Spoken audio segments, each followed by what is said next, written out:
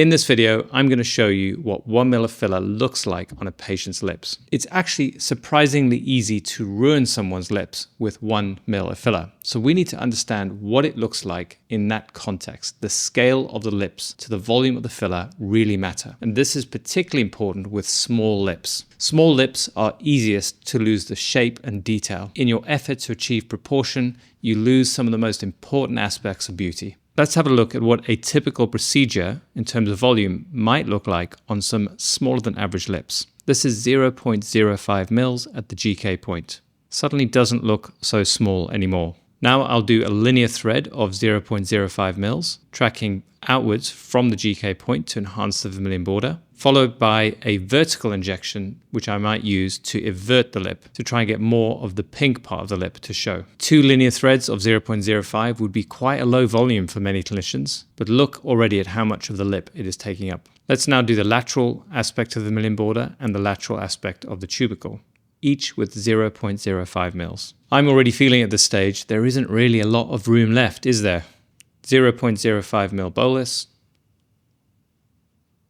0.05 mil as a linear thread, 0.05 mils in a vertical injection, followed by another 0.05 mils in a second vertical injection.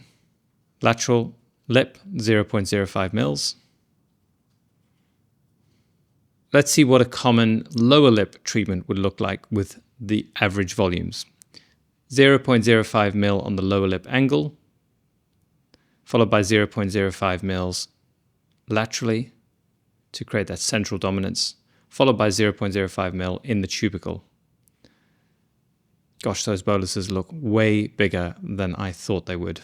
Let's have a look at the next side of the lip, repeating the same process, 0.05 mils, linear thread.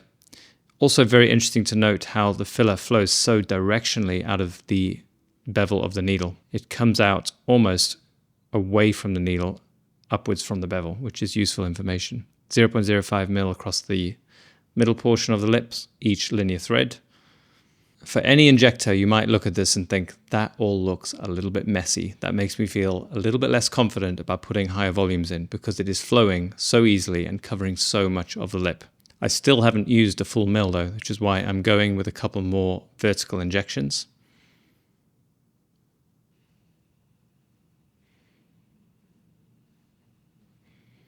As you can see, I'm really struggling now for room to find areas to put the filler on. And it really changes my perception on how much product you can actually put, particularly in smaller lips.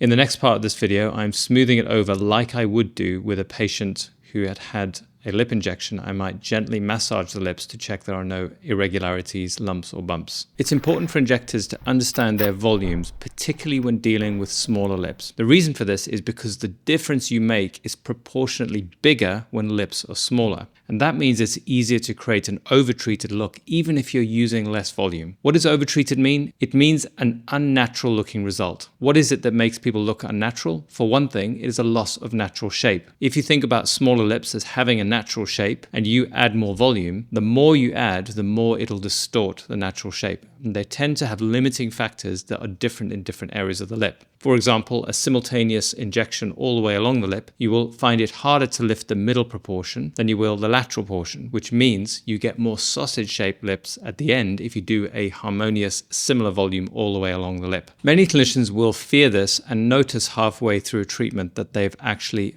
unfortunately, made this problem a reality. So what would you do during a procedure if this were to occur? The first thing is filler that's just gone in is usually easier to massage, so you can often make an adjustment during the procedure. You can also shape the lips with a sculpting squeeze so that the tubercles dominate better, which is essentially doing the same thing. You're squeezing filler away from the lateral injections towards the medial so that the mid part of the lip dominates. Just remember that during the procedure, swelling is a big part of what you see. I think up to 80% in some cases is just the swelling from the procedure rather than the location of the filler. So whenever consulting your patients and assessing them during the procedure, remember to take into account swelling. You also got risk of infections, reactions, redness, bruising, swelling. If you found this helpful and you want to master lips, make sure you check out the free resources in the description of this video.